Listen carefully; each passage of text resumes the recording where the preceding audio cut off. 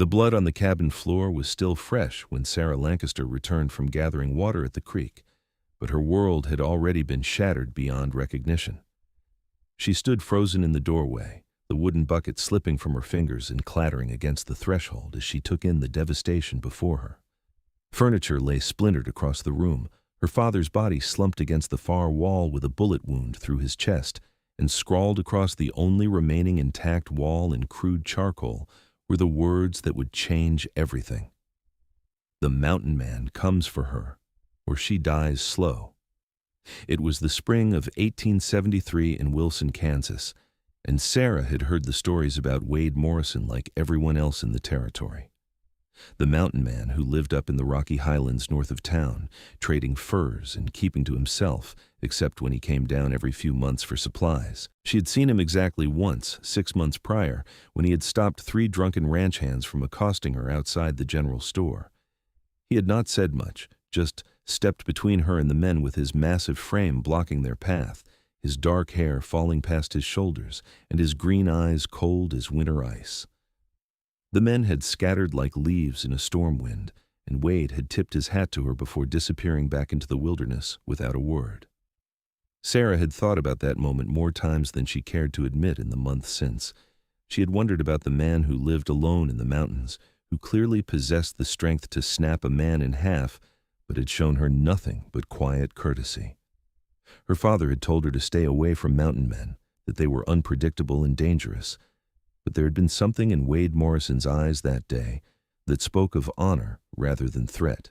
Now her father lay dead, and whoever had killed him wanted to use her as bait to draw Wade Morrison out. Sarah did not understand why. What grudge could these men possibly have against a hermit who kept to himself? But as she heard the heavy footsteps behind her and felt the rough hands grab her arms, she realized that understanding would have to wait. "Easy now, pretty thing," a gravelly voice said in her ear as someone bound her wrists with coarse rope that bit into her skin. "You just come along quiet and maybe you will live through this." Sarah tried to scream, but a filthy cloth was shoved into her mouth, gagging her. She counted 4 men as they dragged her outside, all wearing dusty trail clothes and bandanas pulled up over their faces. Cattle rustlers, she realized. The territory had been plagued by them for months, gangs of outlaws who stole livestock and murdered anyone who got in their way. But why would they care about Wade Morrison?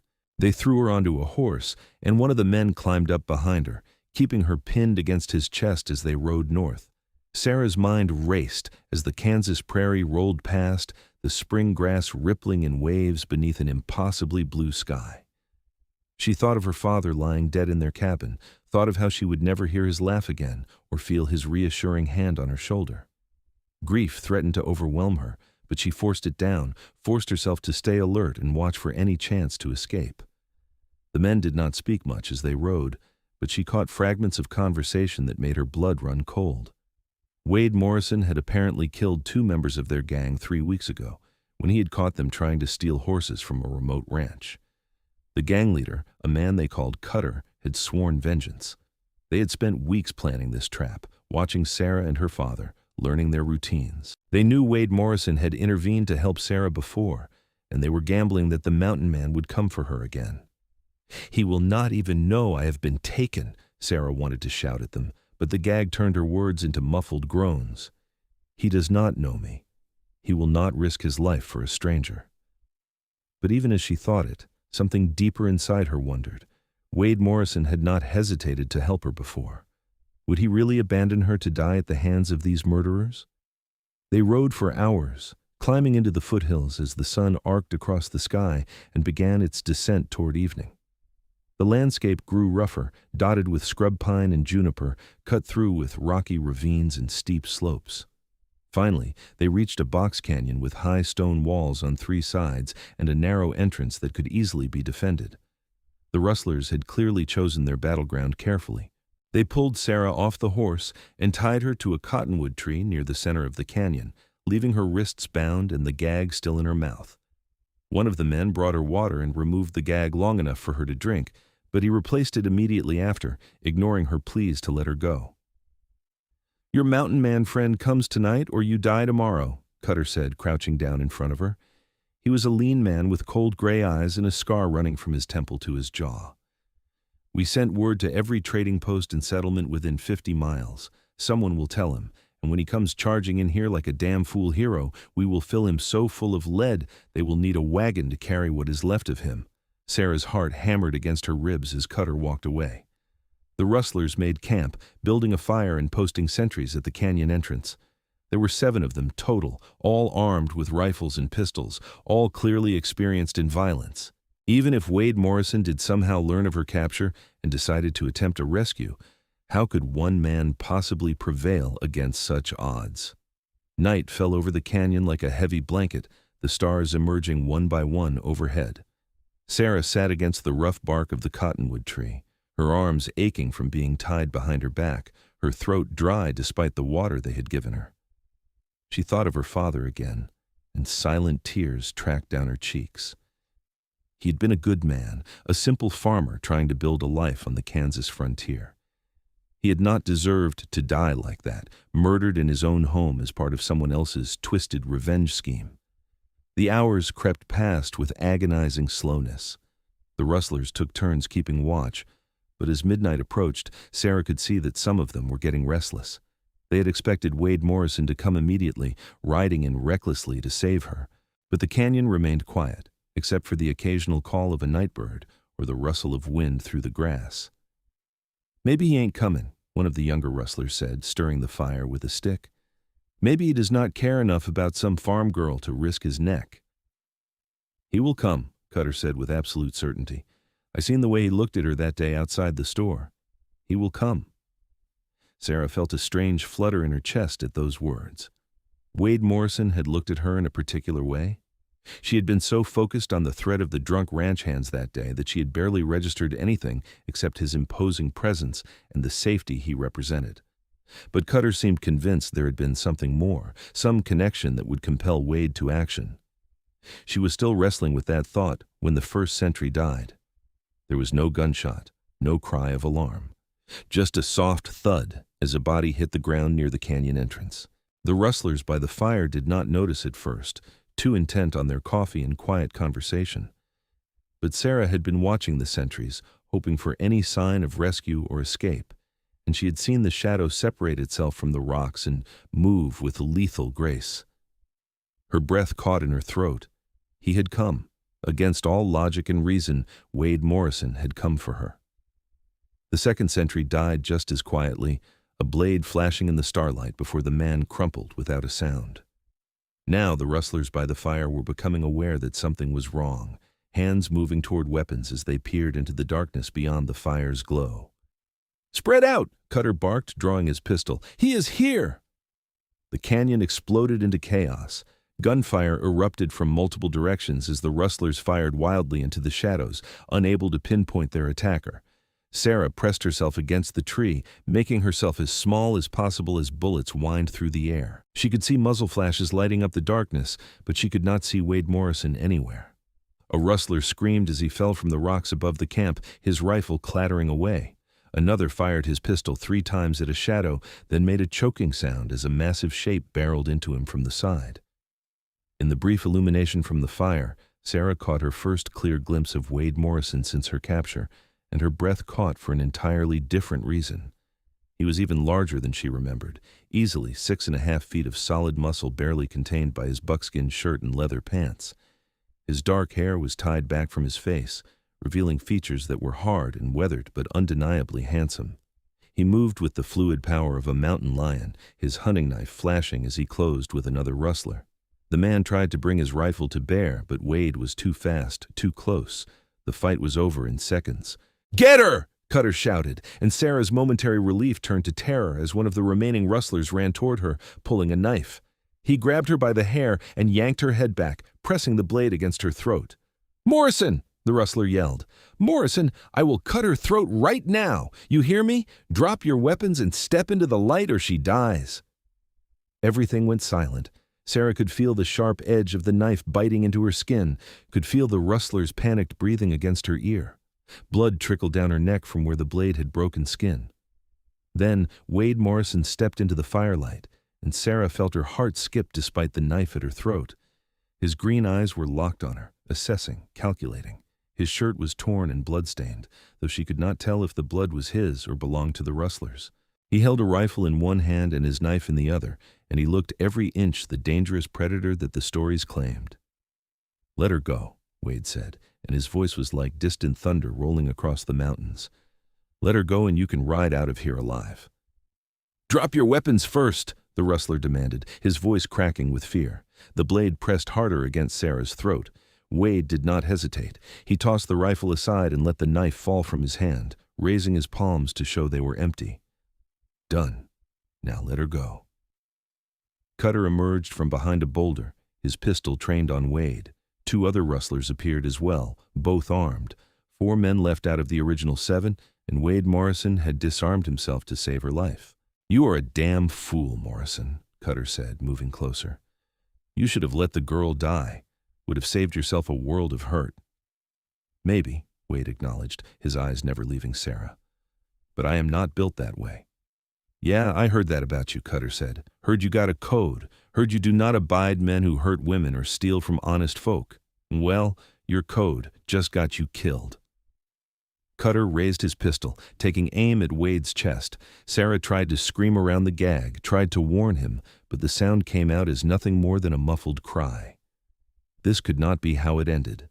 Wade Morrison could not die because of her, could not sacrifice himself for a woman he barely knew. But Wade was not looking at Cutter anymore. His eyes had shifted slightly, looking past the gang leader toward the canyon entrance. And despite everything, despite the knife at her throat and the gun pointed at the man who had come to save her, Sarah saw a ghost of a smile touch Wade's lips. "You boys might want to reconsider," Wade said calmly. "Reconsider what?" Cutter snarled. "You're about to be dead, Mountain Man. What is there to reconsider?" "The fact that I did not come alone." The words had barely left his mouth when rifle fire erupted from the canyon entrance. The rustler, holding Sarah, jerked and fell backward, his knife spinning away. Sarah collapsed against the tree as more gunshots cracked through the night. Cutter spun around, firing blindly toward the entrance, but whoever was shooting remained hidden behind cover. Wade dove for his weapons, rolling across the ground and coming up with his rifle in hand. He fired once, and one of the rustlers went down, fired again, and clipped another in the shoulder. The canyon had become a deadly crossfire, the rustlers trapped between Wade and whoever he had brought as backup. Cutter made a run for the horses, but Wade was faster. The mountain man crossed the distance in long strides and tackled Cutter to the ground, the 2 men rolling in a tangle of limbs. Cutter was smaller, but he fought with the desperation of a man who knew death was upon him, clawing for Wade's eyes and trying to draw a hidden knife from his boot. Wade slammed his fist into Cutter's jaw, once, twice, and the gang leader went limp. The last rustler standing threw down his weapon and raised his hands, shouting his surrender. The shooting stopped as suddenly as it had started, leaving only the ringing echoes and the moans of the wounded. Wade was on his feet immediately, running to Sarah. He pulled the gag from her mouth and cut the ropes binding her wrists with quick, efficient movements. "Are you hurt?" he asked, his hands gentle as he examined the cut on her throat. "Did they harm you?" "I'm all right," Sarah managed, her voice hoarse. "But my father, they killed my father."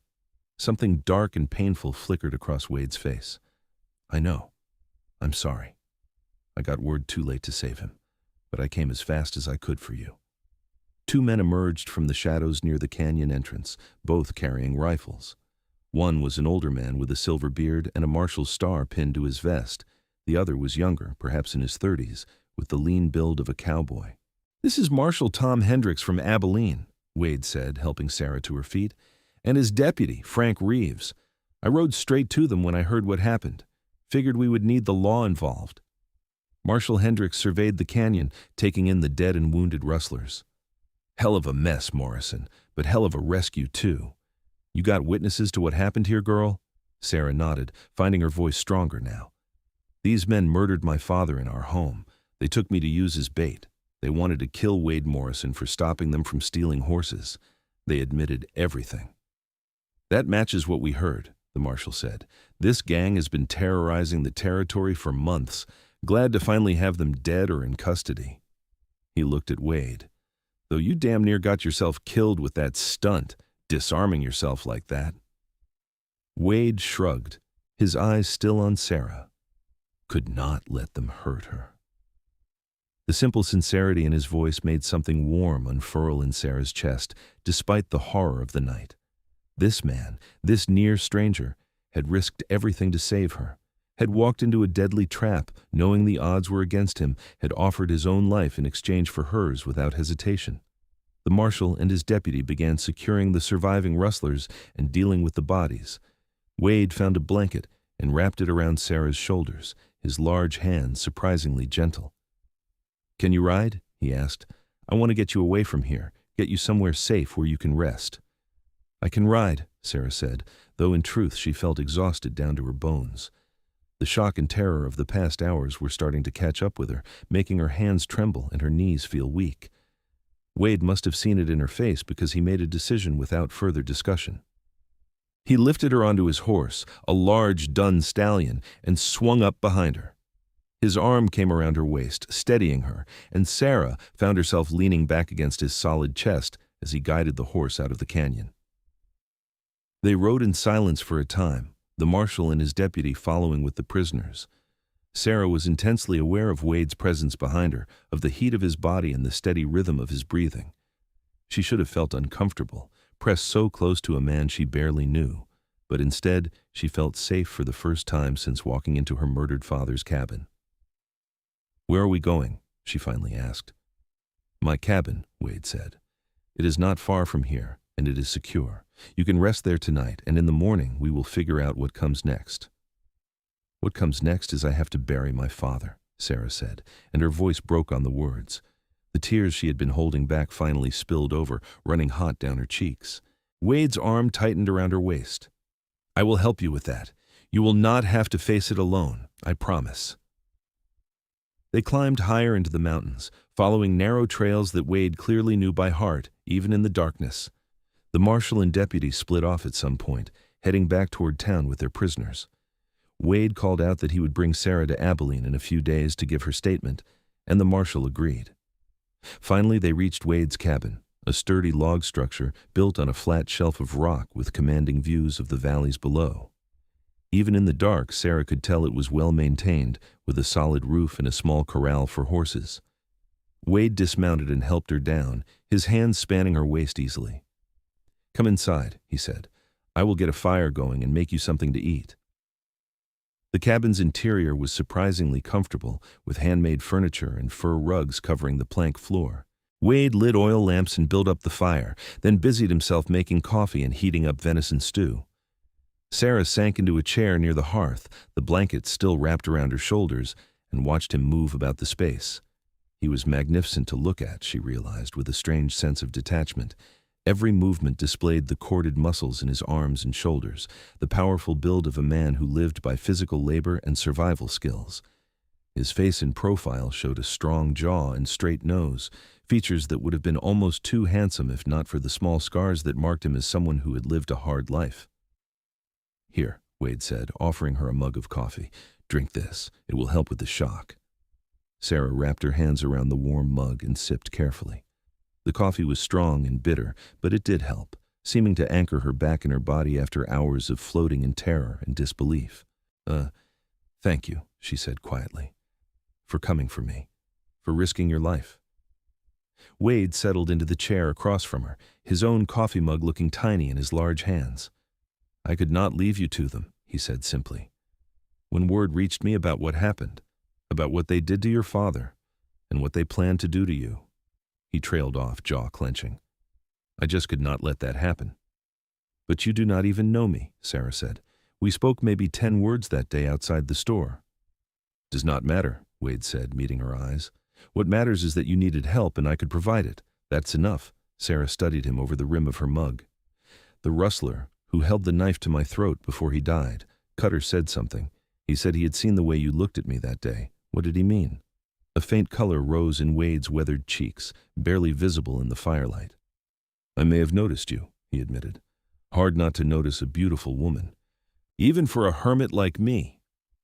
The casual compliment made Sarah's heart flutter. "I noticed you too," she found herself saying. "I thought about you sometimes, wondered about the man who lived alone in the mountains."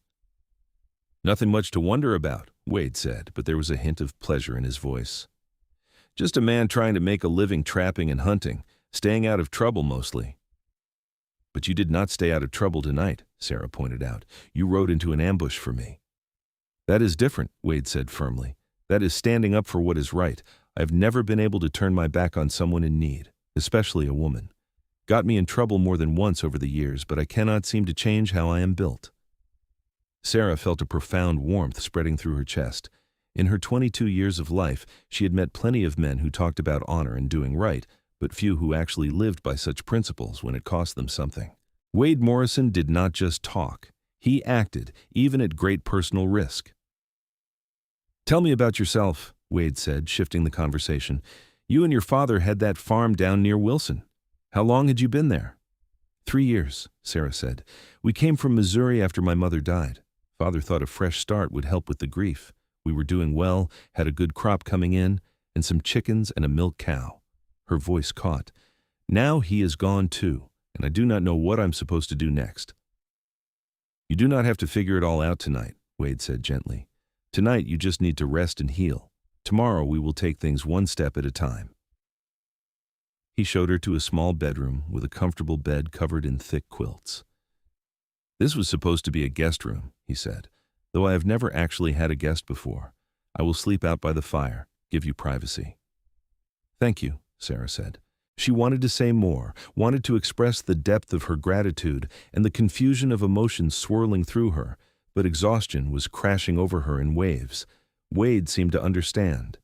He squeezed her shoulder briefly, a gesture of comfort and support, then left her alone. Sarah barely managed to remove her boots before collapsing onto the bed. She fell into a deep, dreamless sleep almost instantly, her body demanding rest after the trauma of the day. She woke to sunlight streaming through the window and the smell of bacon cooking. For a moment she could not remember where she was, then the memories came flooding back and grief hit her like a physical blow. Her father was dead, murdered. She would never see him again, never hear his voice. Sarah allowed herself to cry, muffling her sobs in the pillow so Wade would not hear. She cried for her father, for the life they had been building, for the future that had been stolen from them. She cried until she had no tears left, then forced herself to get up and wash her face in the basin of water Wade had left for her. When she emerged from the bedroom, Wade was setting out plates of bacon, eggs, and fresh biscuits. He took one look at her red-rimmed eyes and said nothing, just pulled out a chair for her and poured coffee. They ate in comfortable silence for a while before Wade finally spoke. I will ride down to your farm with you today if you are up to it. We need to see to your father's burial, and you will need to gather your belongings. Sarah nodded, swallowing hard. I need to face it. I cannot just hide up here, much as I might want to. You are not hiding, Wade said firmly. You are recovering from something terrible. There is a difference. They saddled horses after breakfast and made the ride down from the mountains toward Wilson. Sarah found herself watching Wade as they rode, noting the easy way he sat his horse, the constant awareness in his eyes as he scanned their surroundings. He was a man completely at home in the wilderness, she realized, someone who read the land the way others read books.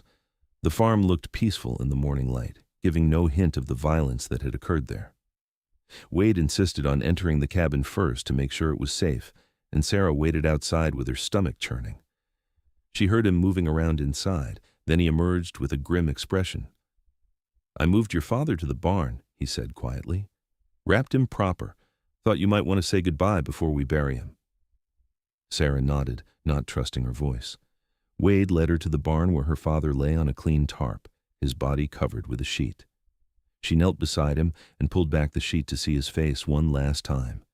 He looked peaceful. At least the lines of worry and care smoothed away. I'm so sorry, Papa, she whispered. I'm sorry I could not protect you. I'm sorry this happened. She placed her hand over his cold one. I will be all right, though. I promise. I will find a way to keep going. Wade gave her all the time she needed, then helped her choose a burial spot on a hill overlooking the farm where her mother was also buried. He dug the grave himself, refusing to let Sarah help, his powerful shoulders and arms making short work of the hard Kansas soil. They buried her father as the sun reached its zenith, and Sarah spoke a few halting words over the grave before Wade fashioned a simple wooden cross to mark the spot. Thank you, Sarah said as they stood looking down at the fresh grave. "I could not have done this alone." "You should not have had to do it at all," Wade said, anger roughening his voice. "Your father was a good man by all accounts. He deserved better." They spent the rest of the day going through the cabin. Sarah packed her clothes and personal items, along with a few precious mementos of her parents. Wade helped her gather the livestock and made arrangements with a neighbor to buy the cow and chickens, giving Sarah the money they brought. The neighbor also agreed to watch over the property and try to sell it for her when she was ready. As evening approached and they prepared to ride back to Wade's cabin, Sarah found herself looking at the little farm with profound sadness. So much hope had been poured into this place, so many dreams. Now it was just an empty shell, a reminder of all she had lost. "You can stay with me as long as you need," Wade said as they mounted their horses, "until you figure out what you want to do next. I have plenty of room and I could use the company, truth be told." Sarah looked at him, at this mountain man who had turned her world upside down in the space of 2 days. "That's a generous offer," she said carefully, "but people will talk. A young unmarried woman staying alone with a bachelor in his mountain cabin." "Let them talk," Wade said with a shrug. "Anyone who knows me knows I would never dishonor a woman under my protection, and anyone who does not know me, well, their opinion does not matter much to me anyway." Sarah found herself smiling, despite everything. "You are a remarkable man, Wade Morrison." "Just a man," Wade said, but she could see he was pleased. "Come on, let's get back before dark." The days that followed fell into an easy rhythm. Sarah took over the cooking and cleaning while Wade tended to his trap lines and hunting.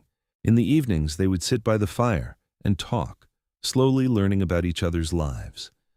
Wade told her about growing up in the mountains of Colorado, about losing his parents to illness when he was 16 and making his own way ever since.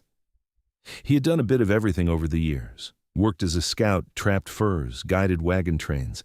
He had come to Kansas 5 years ago looking for a quieter life. Sarah shared stories of her childhood in Missouri, of her mother's gentle nature, and her father's determination to provide for his family. She talked about her love of reading and her secret dream of maybe teaching school someday. Wade listened to everything with genuine interest, asking questions and encouraging her to keep talking even when the memories were painful. What surprised Sarah most was how comfortable she felt with Wade. He was a big man, physically imposing in every way, but he was never threatening. He moved carefully around her, always respecting her space, always making sure she felt safe. His rare smiles transformed his weathered face, and Sarah found herself working to earn those smiles, telling funny stories or making observations that would bring that flash of warmth to his green eyes. 2 weeks after the kidnapping, they made the trip to Abilene so Sarah could give her official statement to Marshal Hendricks. The surviving Rustlers had all been charged with murder, kidnapping, and cattle theft. Most would hang, the marshal said matter-of-factly. Sarah felt no pity for them. They had murdered her father in cold blood and would have killed her too without hesitation. While in Abilene, Wade insisted on taking Sarah to the general store to buy her some new clothes and supplies. "You cannot keep wearing the same 3 dresses," he said when she protested. "Consider it payment for all the good cooking you have been doing. I have not eaten so well in years." Sarah picked out fabric to make new dresses and a few ready-made items, trying not to think too hard about how domestic it all felt, shopping with Wade like they were an established couple. The store owner certainly seemed to think they were together, congratulating Wade on his lovely young bride before Sarah could correct the assumption. On the ride back to the cabin, Sarah brought it up. "People think we are married," she said carefully. "I noticed," Wade said. "Does it bother you?"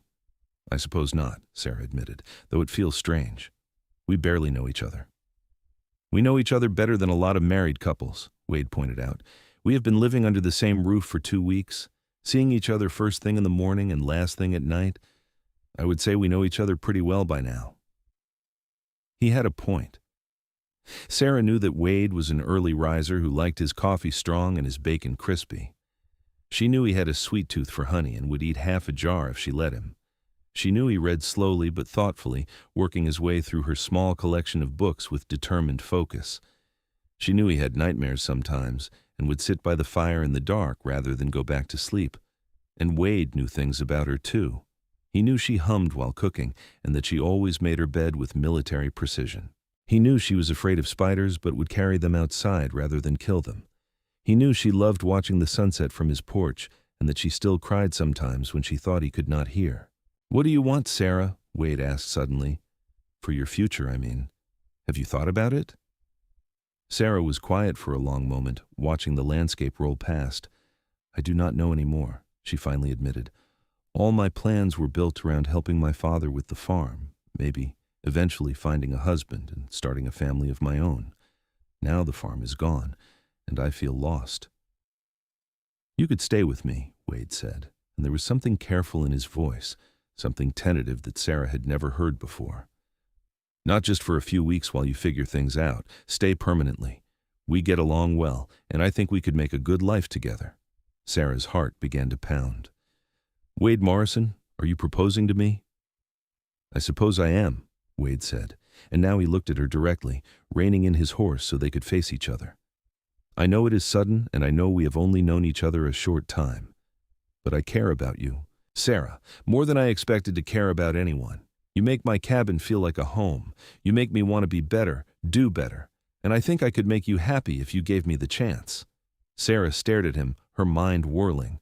Marriage to Wade Morrison. Living permanently in his mountain cabin, building a life with this strong, honorable man who had saved her life and shown her nothing but kindness and respect. It was crazy. It was impulsive. It was exactly what she wanted. "Yes," she heard herself say. "Yes, I will marry you." The smile that broke across Wade's face was like the sun coming out from behind clouds. He dismounted in one fluid motion and lifted Sarah down from her horse, his hands gentle despite his strength. "You mean it?" he asked, searching her face. "You really mean it?" "I mean it," Sarah confirmed, and then Wade was kissing her. It was her first real kiss, and it took her breath away. Wade's lips were surprisingly soft against hers, his kiss tender and reverent. His arms came around her, holding her close but not too tight, and Sarah melted into his embrace. She could feel the steady beat of his heart against her chest, could feel the leashed power in his muscles as he held her. When they finally broke apart, both breathing hard, Wade rested his forehead against hers. "I will spend the rest of my life making sure you never regret this," he said fiercely. "I swear it, Sarah." "I know you will," Sarah said, and she meant it. Wade Morrison was a man of his word in all things. They were married 3 days later by a traveling preacher who happened to be passing through Wilson. Marshal Hendricks and his deputy served as witnesses, along with a few townspeople who Sarah had known from the farm. It was a simple ceremony, no fancy dress or elaborate reception, but Sarah did not care. She spoke her vows looking into Wade's green eyes and meant every word. That night, Wade carried her over the threshold of his cabin, their cabin now, and set her down gently. "Are you nervous?" he asked, brushing a strand of hair back from her face. "A little," Sarah admitted. She was a virgin, and Wade knew it. They had talked about it during their engagement, awkward and halting but necessary conversations about expectations and desires. "We will go slow," Wade promised. "We have all the time in the world, and I will not do anything you do not want." He kept his word. Their wedding night was gentle and unhurried, Wade taking his time to make sure Sarah was comfortable and ready for each new step. There were moments of awkwardness as they learned each other's bodies, but there was also profound tenderness and growing passion. When Wade finally made her his wife in truth, Sarah clung to his broad shoulders and felt something fundamental shift inside her. This was right. This was where she belonged. Afterward, they lay tangled together in the narrow bed, Wade's large body curved protectively around hers. "I love you," Wade murmured into her hair. "I should have said it before now, but I love you, Sarah Morrison." Sarah rolled over to face him, her hand coming up to cup his bearded cheek. "I love you too," she said, and the truth of it filled her with wonder. She had not expected to fall in love so quickly, so completely. But Wade Morrison had proven to be everything she had ever wanted in a man. Strong but gentle, brave but thoughtful, completely devoted to her well-being. The first year of their marriage was everything Sarah could have hoped for. She threw herself into making the cabin a real home, sewing curtains and adding small touches of beauty wherever she could. Wade built her a garden plot and helped her plant vegetables and herbs. He taught her to ride better and to shoot a rifle, skills he insisted she needed for safety in the wilderness. She taught him to read more fluently and introduced him to books he had never encountered before. They worked side by side through the seasons, trapping and hunting in the winter, tending the garden in summer, preserving food for the lean months. It was hard work but satisfying, and Sarah found herself happier than she had been since her mother's death. Wade was an attentive and loving husband, always making sure she had what she needed, always treating her with respect and affection. Their physical relationship deepened as Sarah's initial shyness faded. She discovered that Wade was an incredibly passionate man beneath his stoic exterior, and she delighted in finding ways to crack his control and make him lose himself in desire for her. Their bed became a place of joy and discovery, where they could express their love without words. Sarah knew she was pregnant before the doctor confirmed it. Her body felt different, changed in subtle but unmistakable ways. When she told Wade, he went pale and then let out a whoop of joy, sweeping her up in his arms and spinning her around until she was dizzy and laughing. "A baby," he kept saying, his hand coming to rest on her still flat stomach. "Our baby. Sarah, you have made me the happiest man alive." Wade became even more protective during her pregnancy, if that was possible. He insisted she not lift anything heavy and took over even more of the physical chores. He fussed over her diet and made sure she was getting enough rest. Sarah found it endearing rather than annoying, understanding that it came from a place of deep love and concern. She gave birth on a cold January morning in 1875, with Wade holding her hand and a midwife from Wilson coaching her through the labor. It was long and difficult, and there were moments when Sarah thought she could not endure another contraction. But then Wade would squeeze her hand and tell her how strong she was, how proud he was of her, and she would find the strength to keep going. When their son finally arrived, red-faced and squalling, Wade cut the cord with shaking hands. The midwife cleaned the baby and laid him in Sarah's arms, and Sarah felt her heart expand with a love so fierce it almost frightened her. "He is perfect," Wade said hoarsely, touching the baby's tiny hand with one large finger. "Sarah, he is perfect." They named him Samuel, after Sarah's father. He had Wade's green eyes and a surprising amount of dark hair. Wade was a devoted father from the first moment, staying up at night to help with feedings even though Sarah was nursing, changing diapers without complaint, singing rough lullabies in his deep voice. Sarah watched her husband with their son and fell even more deeply in love. This was the man she had chosen, the man who had saved her life and given her a new family. This was the life they had built together from tragedy and violence, something good and pure and worth fighting for. Samuel was 6 months old when riders appeared on the trail leading to their cabin. Sarah was hanging laundry while Wade played with the baby on a blanket in the shade. They both looked up as 3 men approached, Sarah's hand instinctively moving toward the rifle she kept nearby. But Wade relaxed as he recognized the riders. "It is all right," he told Sarah. "That is Marshal Hendricks." The marshal and his 2 companions dismounted near the cabin. Hendricks tipped his hat to Sarah. "Mrs. Morrison, you are looking well.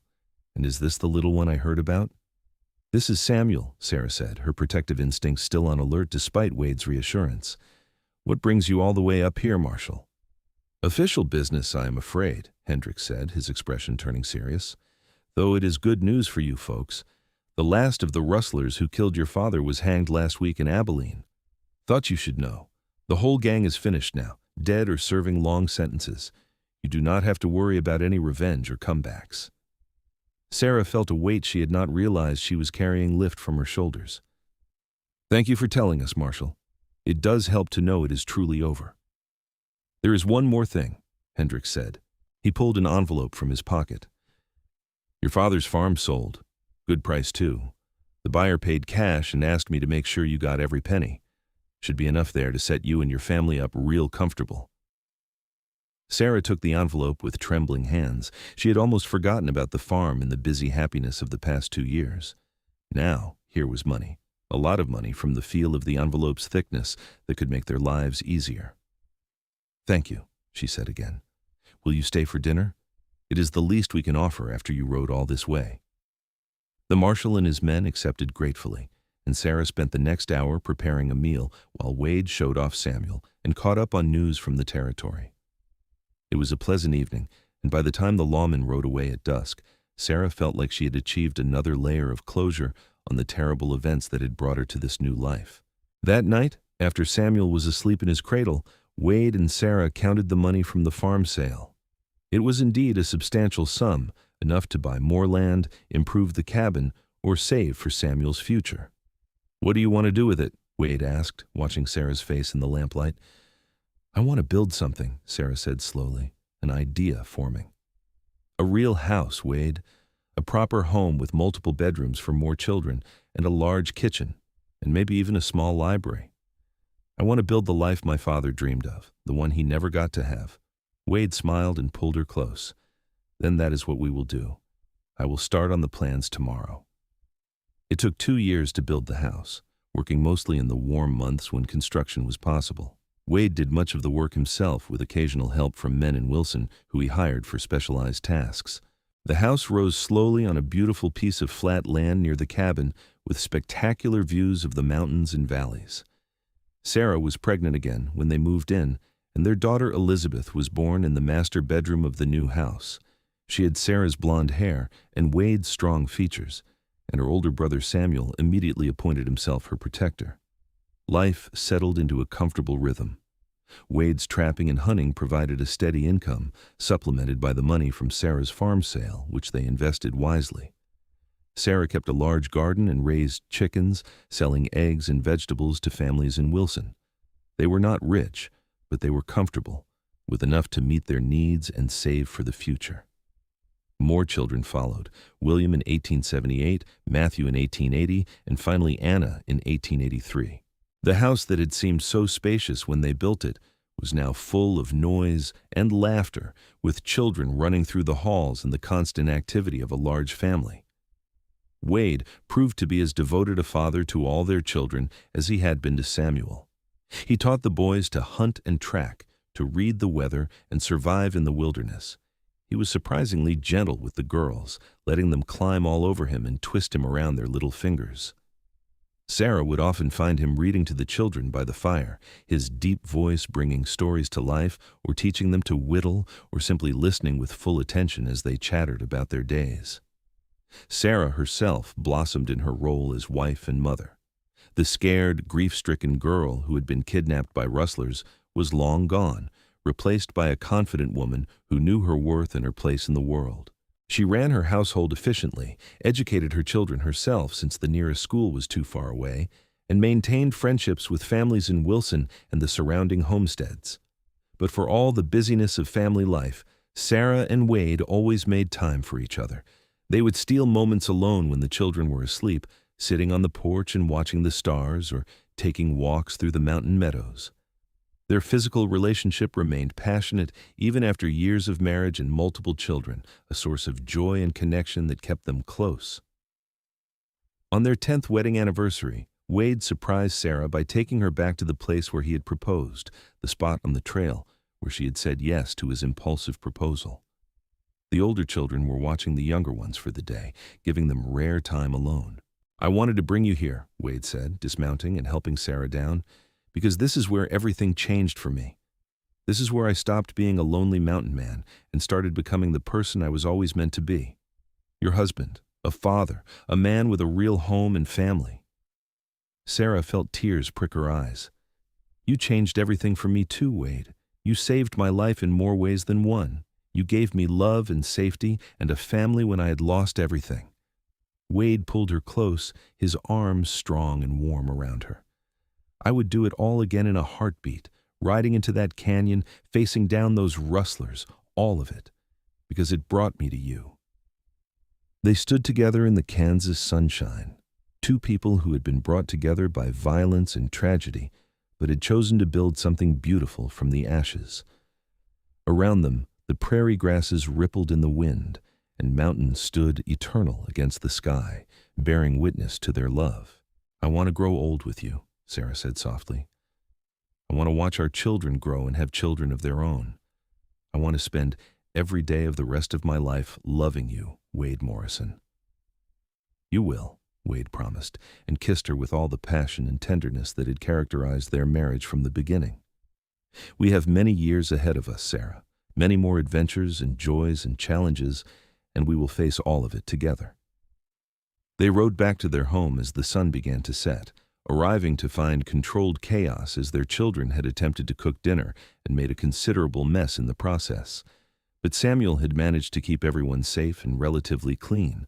Elizabeth had set the table beautifully, and the younger children were so excited to see their parents that Sarah and Wade could not help but laugh at the scene. This was their life now. Not always easy, certainly not quiet, but filled with more love than Sarah had ever imagined possible. As she looked around the dinner table that night at her husband and children, all talking and laughing together, she sent up a silent prayer of thanks. The years continued to roll past. The older children began to show signs of who they would become as adults.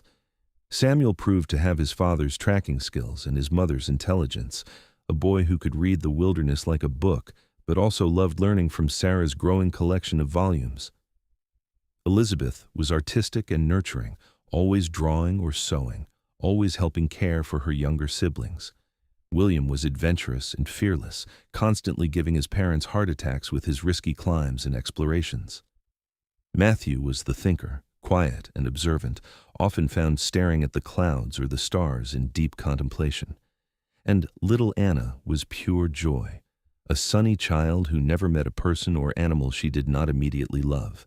Wade and Sarah watched their children grow with pride and occasional terror as they realized just how fast time was moving. It seemed like only yesterday that Samuel had been a baby in Sarah's arms, and now he was 12 years old and nearly as tall as his mother. The house was always full of noise and activity, with the children's friends often visiting and various projects constantly underway. In the spring of 1886, when Samuel was 11, a young woman appeared at their door asking for shelter. She was perhaps 18, with a black eye and bruises on her arms, fleeing from a brutal father who had been trying to force her into marriage with a much older man. Sarah took one look at the terrified girl and welcomed her inside without hesitation, while Wade rode to town to inform Marshal Hendricks about the situation. The girl, whose name was Rebecca, stayed with them for 3 weeks while the marshal sorted out the legal situation.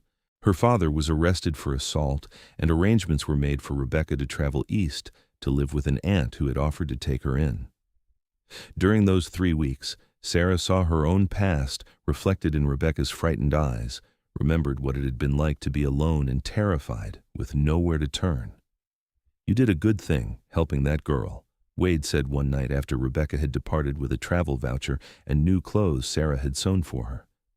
"You did not have to take her in, but you did anyway." "How could I not?" Sarah asked. "Someone helped me when I had nothing and nowhere to go. A mountain man who barely knew me risked his life to save mine. How could I possibly turn away someone who needed help?" Wade pulled her into his arms, and Sarah rested her head against his chest, listening to the steady beat of his heart.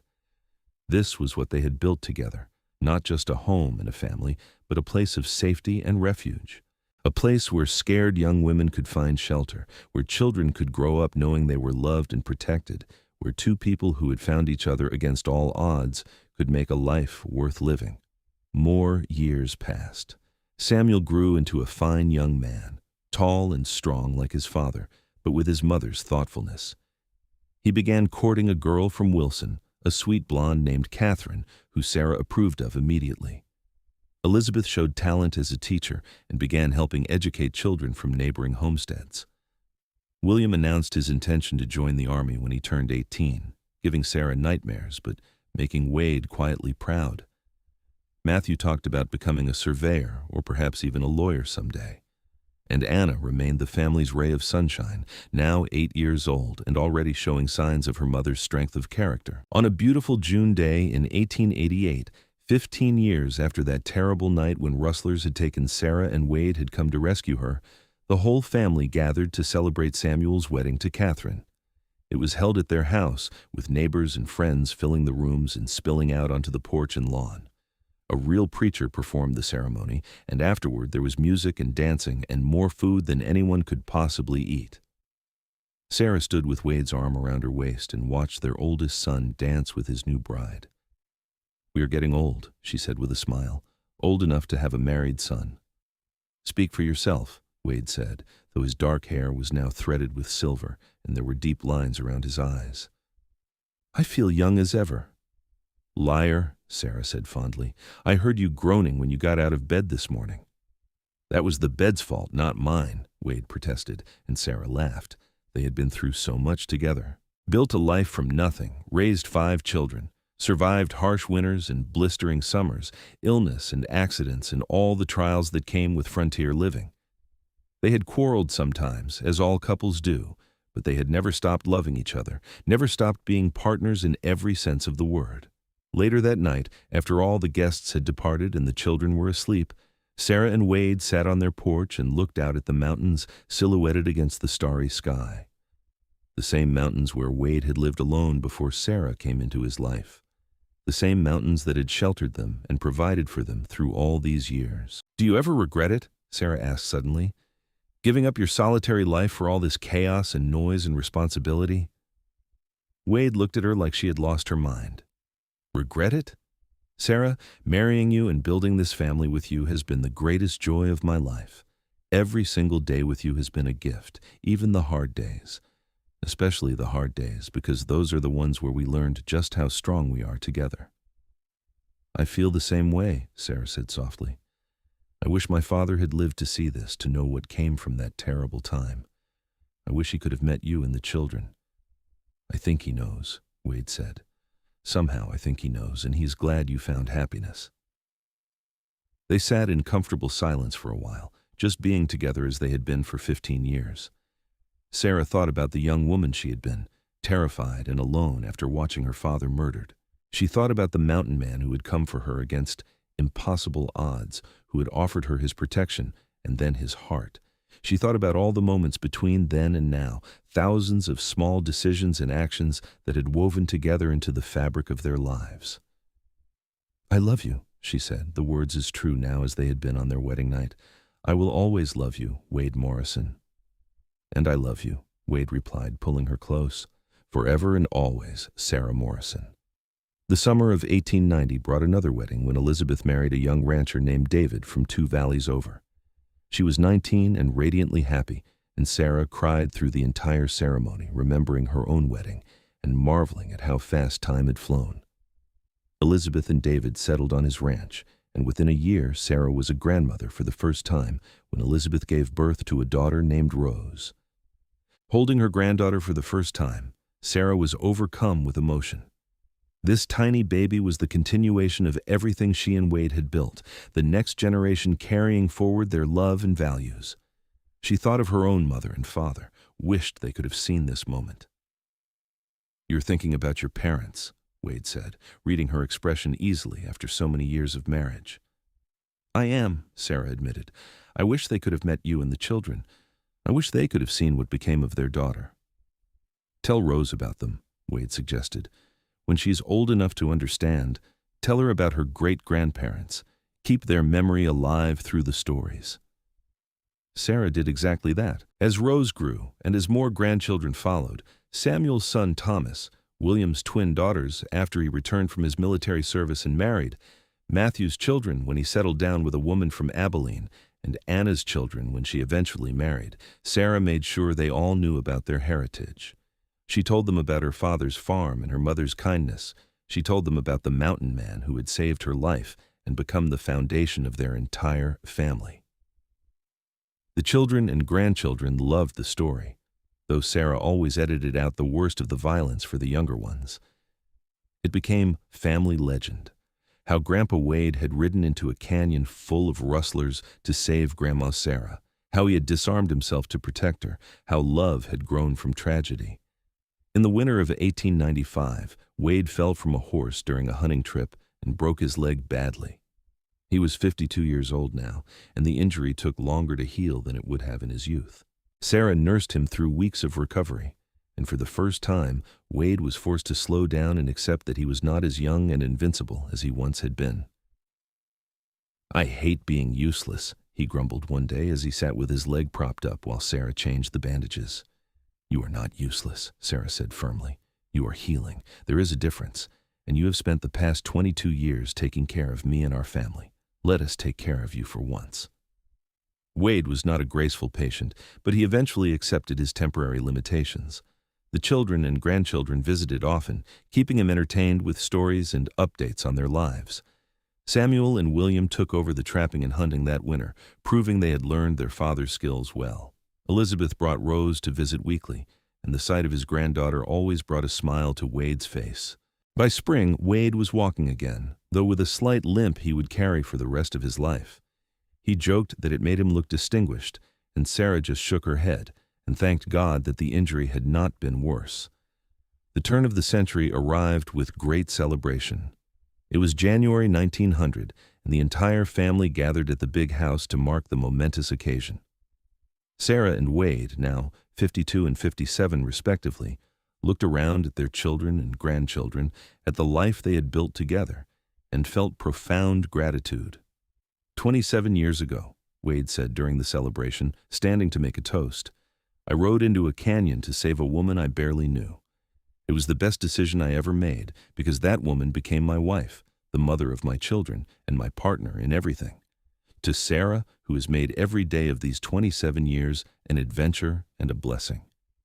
To Sarah, everyone chorused, raising their glasses. Sarah felt tears streaming down her cheeks, but they were happy tears.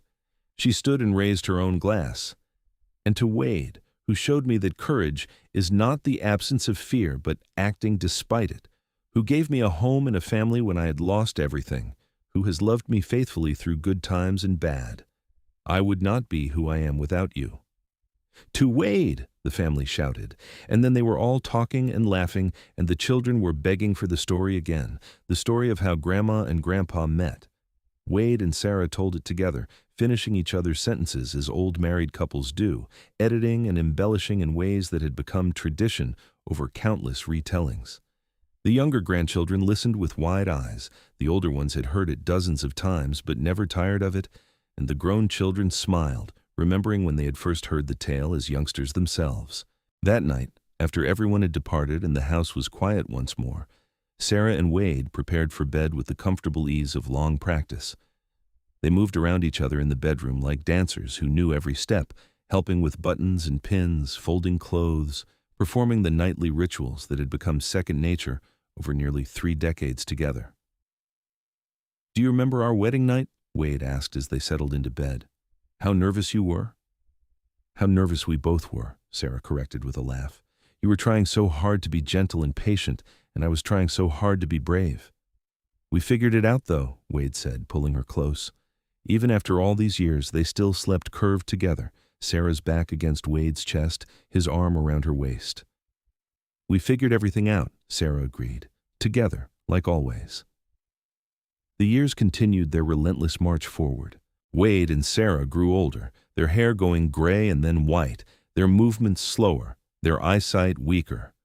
But their love remained as strong as ever, perhaps even stronger for having weathered decades of life together. They saw their children and grandchildren face joys and sorrows of their own. They welcomed new great-grandchildren and mourned when William was killed in a ranching accident when he was 42, holding each other through the worst grief they had faced since Sarah's father's death. They celebrated anniversaries and birthdays, graduations and weddings, all the milestones of a large and growing family. In the spring of 1908, 35 years after Rustlers had taken Sarah and Wade had come to rescue her, they sat together on the porch of the house they had built and watched the sunset paint the mountains in shades of gold and pink. Wade was 65 now, still strong but clearly aging. Sarah was 60, her once blonde hair completely white, her face lined with decades of life. Do you remember the first time we sat here? Wade asked, his hand finding Sarah's as naturally as breathing. When the house was brand new and we only had 3 children? I remember, Sarah said. I remember thinking how perfect everything was, how blessed we were. I had no idea it would just keep getting better. You have made me so happy, Sarah, Wade said, and there was an intensity in his voice that made her look at him closely. I need you to know that.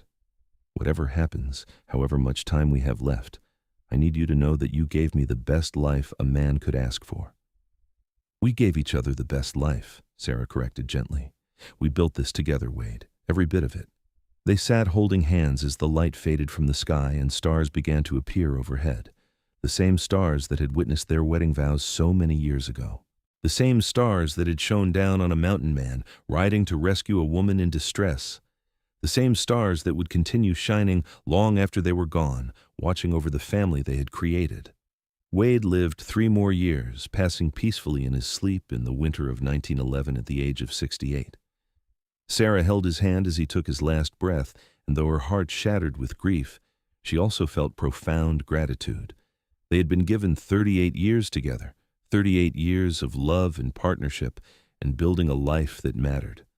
Not everyone was so blessed. The funeral brought together 4 generations of the family Wade and Sarah had created. Their surviving children, now all middle-aged with gray in their own hair.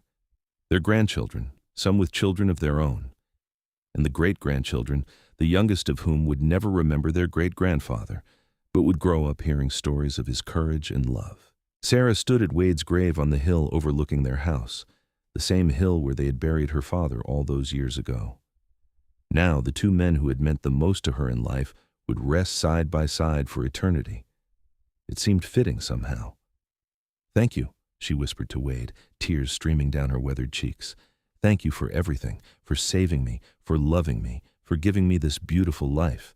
I will love you until my last breath and beyond." Sarah lived for 5 more years after Wade's death, cared for in her final years by Anna, who had moved back into the house to help her mother. She spent her days surrounded by family, telling stories and passing on the wisdom of her years. She kept Wade's memory alive for the younger generations who had barely known him, making sure they understood what kind of man he had been. On a warm May morning in 1916, Sarah passed away quietly in her sleep, exactly 1 week after her 68th birthday. Her children and grandchildren gathered to mourn, but they also celebrated a life well lived, a love story for the ages, and a legacy that would continue for generations. They buried Sarah next to Wade on the hill, and the entire territory seemed to come out for the funeral. Stories were shared of the couple who had built such a strong family from such tragic beginnings, of the mountain man who had rescued a kidnapped woman and ended up rescuing himself from a life of loneliness, of a love that had lasted until death and beyond. The house Sarah and Wade had built remained in the family for generations, eventually becoming a historical landmark. Tour guides would tell visitors about the remarkable couple who had lived there, about the dramatic rescue and the love story that followed. Children and grandchildren and great-great-grandchildren would bring their own families to see where it all began, to walk the rooms where Sarah and Wade had raised their children and built their life together. And every year, on the anniversary of their wedding, family members would gather on that hill overlooking the house in the mountains beyond. They would stand beside the graves of Wade and Sarah Morrison and remember the love story that had started it all. They would remember that courage and love could transform tragedy into triumph, that 2 people who should have been strangers became soulmates, and that the choices we make in moments of crisis can echo through generations. The Rustlers had taken her, trying to lure him out. The mountain man had come ready and taken her back hard, fighting against impossible odds. But what the Rustlers could never have predicted, what even Wade and Sarah themselves could not have fully foreseen that violent night in 1873, was that the rescue would be just the beginning. The real story was not about violence or vengeance, but about love, building something beautiful where there had been only ashes and pain. In the end, the mountain man and the woman he saved did not just survive. They thrived. They built a family, a legacy, and a love story that would be remembered and retold for over a century. They proved that even from the darkest moments, even from tragedy and loss, something wonderful could grow if 2 people were willing to face the future together with courage and an open heart. Wade Morrison had ridden into that canyon to save Sarah Lancaster, but in the end, they had saved each other. And from that mutual salvation had come generations of love, life, and legacy that transformed the Kansas frontier and proved that true love, the kind built on respect and partnership and unwavering commitment, could indeed last forever.